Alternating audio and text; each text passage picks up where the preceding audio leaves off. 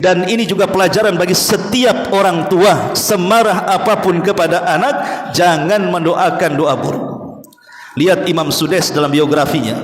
Imam Sudais ma'ruf, hampir semua imam-imam ingin meniru suaranya. Imam Sudais dalam biografinya ketika waktu remaja nakal juga sama dengan kita. Namanya anak remaja, nakal juga, terkadang membuat jengkel ibundanya. Tapi ibunda Imam Sudais ini selalu mengatakan, ya Sudais, daripada engkau nakal sebaiknya idhab ilal haram, pergi kau ke haram, semoga Allah jadikan imam di situ. Selalu ibunya kalau marah kepada Sudais ini selalu ngomong begitu, sebaiknya kau pergi ke haram sana, semoga Allah jadikan kau imam di sana. Subhanallah, berjalannya waktu, siapa yang tidak kenal Imam Sudais? Apalagi di bulan Ramadan, suaranya ditunggu-tunggu, kunutnya ditunggu-tunggu. Itu berkat daripada doa ibunya, padahal ibunya berdua sedang marah tuh. Macam mana ibunya berdua sedang ikhlas? Bismillahirrahmanirrahim.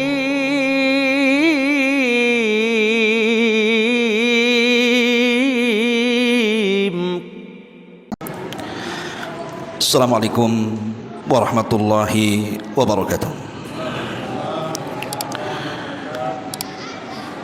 Alhamdulillah wassalatu wassalamu ala Rasulillah wa ala alihi wa sahbihi wa mawalah wala hawla wala quwwata illa billahi wa ba'du. Alhamdulillah, di malam hari ini kembali kita bisa melaksanakan salat tarawih berjamaah, dan kita lanjutkan kajian kita masih membahas kisah-kisah Bani Israel. Ma'asyiral muslimin yang dimuliakan Allah Subhanahu wa taala, untuk kisah kali ini tidak terdapat isyaratnya di dalam Al-Qur'anul Karim. Tapi kisah ini tercantum dalam hadis sahih yang dikeluarkan dari Imam Al-Bukhari dan juga Muslim dari sahabat Abi Hurairah radhiyallahu anhu. Mungkin sebagian kita sudah mendengar kisah ini, tapi tidak mengapa kita ulas kembali dan kita ambil hikmah dan pelajarannya. Kisah ini disebut kisah Juraij Al-Abid, seorang ahli ibadah yang bernama Juraij yang hidup di zaman Bani Israel. Abu Hurairah radhiyallahu an menukilkan perkataan Nabi sallallahu alaihi wasallam, lam yatakallam fil mahdi illa thalatha. Tidak ada bayi yang bisa bicara dalam ayunan ibundanya kecuali 3 bayi. Pertama, Isa bin Maryam. Dia bisa bicara saat dalam buayan ibundanya tercinta Maryam bintu Imran. Yang kedua, sahib Juraij yang kita akan kisahkan di sini. Dan yang ketiga, bayinya Masyitah, tukang sisir dari putri Fir'aun. Ketika hendak dilempar bayinya ke dalam kewali yang penuh dengan zait dan minyak itu, tiba-tiba ibunya hampir saja melepaskan keimanannya. Tapi sang bayi mengatakan, wahai ibunda, jangan kau sedihkan diriku, karena engkau berada di atas kebenaran. Inilah 3 bayi yang bisa bicara dari bayi-bayi ajaib di dunia. Isa bin Maryam, kemudian bayi yang kita akan kisahkan dalam kisah Juraij, dan juga bayinya Masyitah, tukang sisir putri Fir'aun. Dan kesemuaan adalah keajaiban dan kuasa Allah Subhanahu wa ta'ala. Bagaimana kisah Juraij ini? Juraij ini pada awalnya dia seorang pedagang dan sukses dalam perniagaannya, menjadi orang kaya. Tetapi yang namanya kekayaan itu terkadang datang, terkadang pergi. Itulah sifat dunia. Boleh jadi dunia yang meninggalkan kita atau kita yang meninggal dunia. Akhirnya satu waktu Juraij ini mengalami kebangkrutan, sehingga dia menjadi miskin. Dari situ dia berpandangan bahwa perniagaan itu tidak ada kebaikan bagi kehidupannya. Akhirnya dia pun berniat untuk i'tizal, berlepas diri dari dunia dan fokus beribadah kepada Allah Subhanahu wa taala. Kemudian dibangunkan satu saumaah, tempat ibadah yang terbuat dari tanah. Kemudian diletakkan beberapa jendela untuk melihat keluar. Sejak itulah Jurayz tidak pernah keluar dari saumaahnya kecuali dalam hajat-hajat penting saja. Jadi dia beribadah kepada Allah Subhanahu wa taala tidak ada hentinya di saumaahnya ini. Sampai pada waktunya ketika sang ibu berhajat kepada Jurayz dalam sebuah keperluan, maka ibunya kemudian memanggil-manggil dan mengatakan, "Ya Jurayz, ya Jurayz, wahai Jurayz, kemari." Lah Jurayz ini posisinya sedang salat. Sebenarnya kalau dalam Islam, kalau yang kita lakukan adalah salat sunnah, kemudian dipanggil oleh ibunda kita, maka sebaiknya batalkan salat itu, kemudian langsung datang kepada ibu kita. Karena bagaimanapun seruan seorang ibu itu hukumnya wajib dibandingkan terus-menerus di atas salat sunnah. Tapi kalau seandainya kita sedang salat wajib, kemudian ibu kita memanggil-manggil, maka seharusnya memperpendek salatnya, memperpendek bacaannya supaya cepat datang kepada panggilan ibundanya. Tapi Jurayz ini adalah sang abid, ahli ibadah, dan tidak memiliki pengetahuan soal itu. Padahal dia sedang salat sunnah, harusnya dia batalkan itu salatnya. Malah kemudian dalam hatinya Jurayz pun berpikir, kalau saya batalkan salat saya sama dengan durhaka kepada Allah, tapi kalau saya tidak membatalkannya sama pula saya durhaka kepada orang tua. Maka terjadilah perang batin di hati Jurayz ini. Akhirnya dia memilih meneruskan salatnya dibandingkan memenuhi panggilan ibunya. Dan ini kejadiannya berkali-kali. Yang namanya seorang ibu, ikhwan, ini penting antum harus pahami bagi antum yang punya ibu. Seorang ibu itu punya kecemburuan kepada anaknya. Seorang ibu itu punya kecemburuan kepada anaknya. Dia tidak mau anaknya itu berpaling kepada hal-hal yang lain dibandingkan kepada dirinya. Itulah yang mengakibatkan ibunda Jurayz ini marah kepada Jurayz. Tapi semarah-marahnya seorang ibu kepada anak, walaupun dia berdoa keburukan kepada anak, tidak lain dan bukan karena luapan emosi dan kasih sayang. Makanya karena sudah berkali-kali ibundanya memanggil Jurayz asik salat sunnah terus, maka ibundanya berdoa, "Allahumma la tumithu hatta yanzura ila wujuhil mumisati." Ya Allah, jangan kuwafatkan putraku Jurayz ini sampai dia melihat wajah-wajah wanita-wanita pelacur. Subhanallah. Nasib baik ibunya tidak mengatakan apa? Ya Allah, jangan kau menikmatikan Jurayz ini sampai dia berzina dengan seorang pelacur. Tidak, ibunya tidak mengatakan begitu. Karena bagaimanapun kesalnya seorang anak, tidak mungkin seorang ibu menjerumuskan kepada perkara dosa besar. Cuma saking kesalnya saja dia mengatakan, ya Allah, jangan kau wafatkan si Jurayz sampai wajah dia melihat wanita-wanita pelacur. Hanya melihat wanita-wanita pelacur. Saking kesalnya. Karena begini, ikhwatu fiddin, muliakan Allah Subhanahu wa taala, doa seorang ibu ini bisa saja mustajab. Sampai ada seorang syekh bercerita, jadi ada anak remaja saking nakalnya, jadi orang tuanya ini marah. Akhirnya mendoakan kepada anaknya dan mengatakan, semoga ada peluru yang bersarang di kepalamu, katanya. Saking marahnya ini seorang ibu kepada anak remajanya ini, terucap kalimat seperti itu. Mudah-mudahan ada peluru yang bersarang di kepalamu, katanya. Rupanya berjalan waktu, anak ini tumbuh menjadi besar dan dewasa.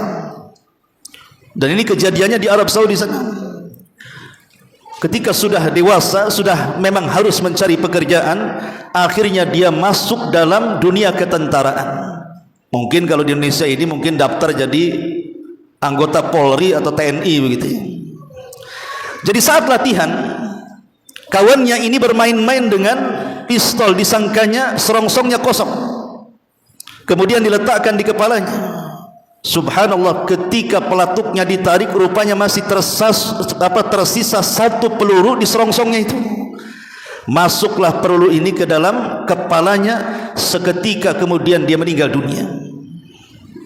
Otomatis orang tuanya sedih. Tapi ibunya teringat 20 atau puluhan tahun yang silam, ketika anak ini remaja, dia pernah mengatakan saat anaknya nakal, semoga ada peluru yang bersarang di kepalanya. Subhanallah, terkadang doa orang tua itu terkabulkan setelah terlupakan doanya. Sudah bertahun-tahun, rupanya baru dikabulkan oleh Allah Subhanahu wa taala. Ini pula yang terjadi kepada Jurayz. Jadi ketika ibunya mengatakan, Allahumma la tumithu hatta yanzura ila wujuhil mumisat, ya Allah, jangan kau wafatkan putraku sampai dia melihat wajah-wajah wanita-wanita pelacur. Subhanallah, di zaman itu yang namanya orang baik, tidak semua orang senang. Sama di zaman sekarang, ada orang yang berbuat baik, tidak semua orang senang dengan kita, apalagi orang berbuat jahat. Karena memang ridha manusia itu sesuatu yang tidak mungkin diraih. Tidak mungkin orang itu mengumpulkan semua manusia suruh cinta kepada kita. Pasti ada yang suka, ada yang tidak. Lah ada orang-orang yang hasad dan dengki kepada Jurayz ini. Akhirnya ingin menghancurkan reputasinya, ingin menghancurkan kehormatannya, kemudian menyewa wanita pelacur agar menggoda sang Jurayz ini. Tapi Jurayz ini juga bukan semata-mata manusia biasa, dia wali daripada wali-wali Allah Subhanahu wa taala. Dia bisa mempertahankan keimanannya. Setiap wanita ini menggoda si Jurayz, tidak mempan. Sampai pada waktunya akhirnya bersiasatlah wanita licik pezinah ini berzinah dengan salah seorang penggembala kambing yang hidup di sekitar saumaahnya Jurayz itu. Berjalannya waktu, hari, minggu, bulan, hamilah wanita ini, kemudian melahirkan seorang anak. Lah ketika kemudian wanita ini melahirkan seorang anak, mulai dia memfitnah Jurayz. Dia bersumpah dengan sumpah palsu di hadapan manusia bahwa bayi yang dilahirkannya adalah bayi sang Jurayz. Ya, Jurayz pun geram akhirnya. Kemudian dia bertanya kepada wanita itu, apa betul bayi yang kau lahirkan adalah bayiku? Kata wanita ini, iya, ini bayimu. Kata Jurayz, aku tidak pernah berhubungan dengan kamu. Tapi tetap wanita licik ini bersumpah bahwa itu bayinya, sehingga memancing orang-orang di sekitarnya marah kepada Jurayz karena tidak mau bertanggung jawab. Disitulah kemudian jatuh kehormatan sang wali Allah ini. Oh, rupanya dia seorang pezina, rupanya dia menghamili anak orang, rupanya dia punya anak hasil zinahnya. Maka masyarakat marah, kemudian menghancurkan tempat ibadah si Jurayz ini. Kemudian setelah dihancurkan tempat ibadah Jurayz ini, Jurayz dilaporkan kepada hakim yang ada di daerah itu, kemudian ditangkap. Kemudian diinterogasi, apakah engkau memang betul menggauli wanita itu, menghamilinya, dan itu adalah putramu? Tetap Jurayz tidak mengakui karena memang tidak bersalah. Dia tidak melakukannya. Sampai akhirnya sang hakim pun memvonis Jurayz dan akan dihukum mati. Karena hukuman di zaman itu seperti itu. Ya. Kalau di zaman sekarang biasa aja, nggak dihukum ya, malah sengaja dihamili anak orang pula. Akhirnya kemudian sang Jurayz pun pulang. Di tengah perjalanan dia melewati, mungkin bahasa kita ini lokalisasi, tempat wanita-wanita remang-remang, tempat wanita gelap-gelap gitu ya, wanita pelacur. Kemudian dia berhenti di depan lokalisasi itu. Kemudian berteriak Jurayz ini kepada wanita yang mengklaim dia dihamili oleh dirinya. Dan Jurayz mengatakan, mana wanita yang mengaku berzinah denganku dan punya anak? Tiba-tiba wanita itu keluar dan membawa bayinya. Lah dari sini Jurayz kemudian mengumpulkan manusia bahwa dia tidak bersalah, dan dia minta izin kepada manusia di zaman itu untuk mengambil wudhu dan salat 2 rakaat. Di sini juga sebuah pelajaran bahwa salat itu adalah perkara penting dalam kehidupan kita. Kalau kita ada masalah berat, segera salat. Itu yang diajarkan Nabi SAW. Kata Hudzaifah ibnul Yaman radhiyallahu an, kana Nabi SAW idza hazabahu amrun fazi'a ila shalah. Rasul itu kalau ada masalah yang genting, tidak bisa keluar dari masalah itu, maka Rasul langsung salat. Kenapa? Karena tahu bahwa masalah itu datang dari Allah dan Allah yang akan menyelesaikannya. Maka salat itu menghubungkan tali kita dengan Allah Subhanahu wa taala. Ketika Jurayj selesai salat, kemudian Jurayj pun memanggil bayi itu untuk diletakkan di hadapannya. Kemudian dicubit dan mengatakan, "Man abuka ya gulam?" Siapa bapakmu sebenarnya? Di sinilah keajaibannya. Tiba-tiba bayi ini bicara, kemudian mengatakan, "Abi ra'al ghanam." Bapakku adalah penggembala kambing. Coba kalau kita bisa mencubit setiap bayi bisa bicara dan mengatakan siapa bapakmu, apa enggak heboh satu dunia itu? Ya. Ma'asyiral muslimin yang dimuliakan Allah Subhanahu wa taala. Tapi kan bayi yang bisa bicara, kata Abu Hurairah, cuma 3 saja, walaupun ada yang lainnya. Kalau hari ini ada bayi bisa bicara, yakinkan di belakang punggungnya ada baterainya. Ma'asyiral muslimin yang dimuliakan Allah Subhanahu wa taala. Ketika kemudian bayi itu berbicara dan mengatakan ayahku penggembala kambing, barulah kemudian manusia sadar yang tadinya sudah merobohkan tempat ibadah Jurayj, mereka minta maaf. Kemudian mereka berjanji untuk membuat tempat ibadah yang terbuat dari emas supaya Jurayj lebih senang lagi untuk beribadah kepada Allah. Tapi Jurayj menolaknya, tidak mau. Dia hanya ingin bangunkan kembali tempat ibadahnya sedia kala. Saya tidak mau lebih daripada itu. Karena memang tujuan dia menciptakan atau membangun tempat ibadah itu ingin menjauh dari dunia. Kalau tempat ibadahnya terbuat dari emas, bukan menjauh dari dunia namanya, mendekat kepada dunia. Makanya dia tidak mau bangunkan sedia kala. Maka manusia pun kemudian berbondong-bondong membangunkan tempat ibadah yang mereka sudah hancurkan. Dari sini Jurayj mengatakan, inilah doa ibuku, katanya. Inilah doa ibuku yang Allah Subhanahu wa taala kabulkan. Kemudian Jurayj mengatakan, ya Allah, nasib bayi ibuku tidak mengatakan, ya Allah jangan kau wafatkan Jurayj sampai dia melakukan perzinahan. Sebab kalau ini yang didoakan ibunya, pasti terjadi kan begitu. Tapi ibunya tidak mendoakan seperti ini. Dan ini juga pelajaran bagi setiap orang tua, semarah apapun kepada anak, jangan mendoakan doa buruk. Lihat Imam Sudais dalam biografinya. Imam Sudais ma'ruf, hampir semua imam-imam ingin meniru suaranya.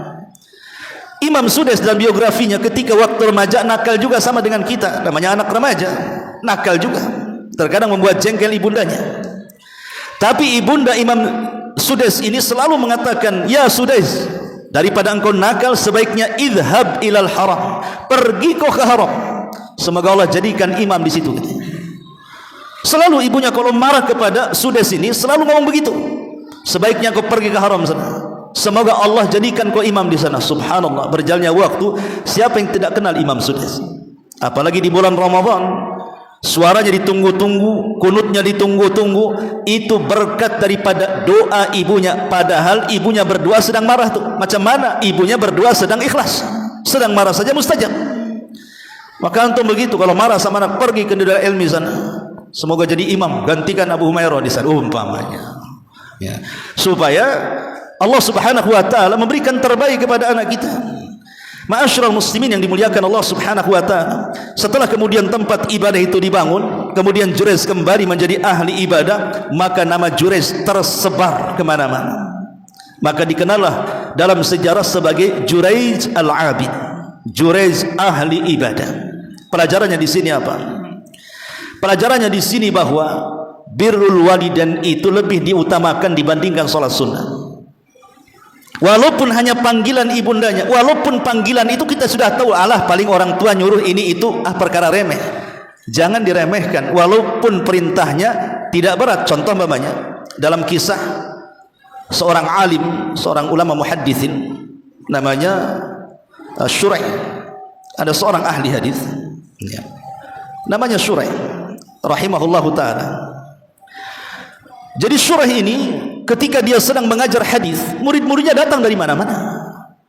Tiba-tiba dia sedang mengajarkan hadis Syurai ataupun Haywah ibn Syurai, Haywah ibn Syurai.